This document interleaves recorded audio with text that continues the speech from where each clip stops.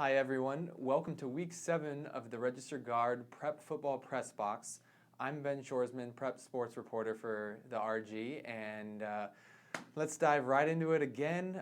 Just like last week, there's a lot of big games, and now there's 3 weeks left in the regular season, which means there's just a lot of intrigue around with teams scratching and clawing, trying to get into the playoff picture. So it's a gut check time. It really is. There's a lot of pivotal games, including Springfield, Marist, and Willamette, all playing host to some games that could have ramifications for the playoffs. So let's start with the game of the week, the game I will be at, which is number 7 Ashland at number 1 ranked Springfield.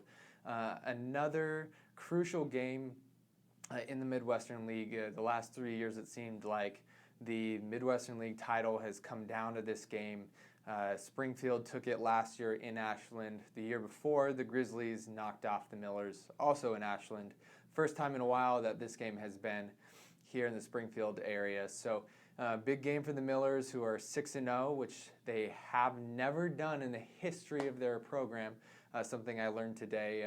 The closest they've come was in 1956 when they started 5-0. So uncharted territory for the Millers, who are led by Trevor Watson, and that's really the only thing you need to know. His stats are dynamite. He's rushed for 1,200 yards and passed for 1,100, combined for 29 touchdowns. So he's kind of the motor that runs that bus there, and the Millers really need him to have a big game in spreading the ball around to Nick Assam and Braden Haas and Daniel Wilson to really keep things going. So on the other side, the Grizzlies are coming off a really bad loss to Crater, 47-19.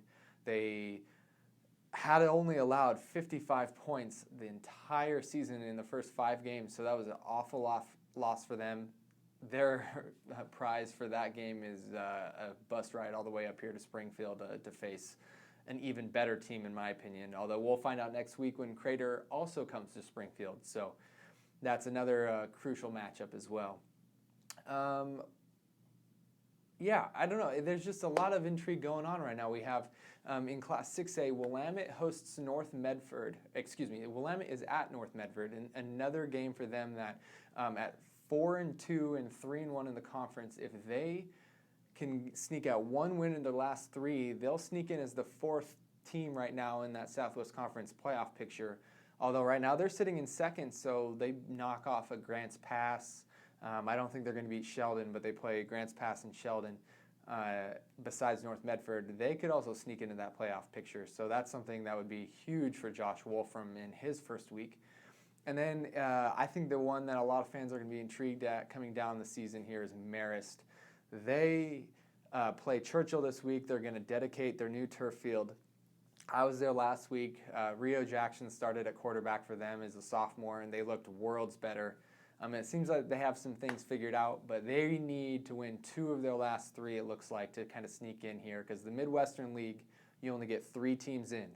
And right now, with an Ashland loss and a Marist win, they could jump up into that 3rd spot, but they still play Ashland and Springfield, so it's going to be tough sledding for them, and they're going to need to pull one out of the hat to get moving on. So looking at what else going on in the area, Colton comes to North Eugene as the Highlanders are now 6-0. That train just keeps on rolling. Very fun stuff from there. Sheldon goes to winless Thurston, and South Medford is at South Eugene. So those other games I mentioned, big matchups around, and should be a fun week with on the horizon some more big matchups in the area.